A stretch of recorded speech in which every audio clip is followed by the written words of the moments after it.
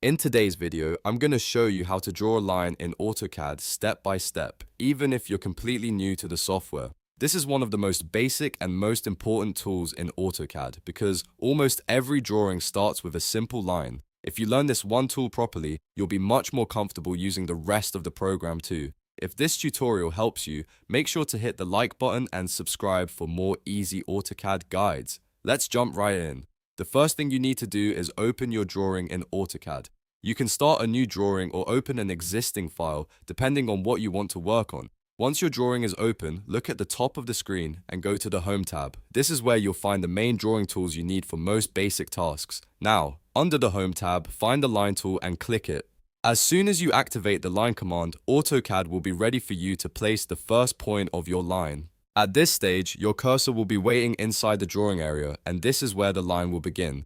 Next, click anywhere in the drawing area to set the start point. This first click tells AutoCAD exactly where you want the line to begin. After that, move your cursor to another location on the screen.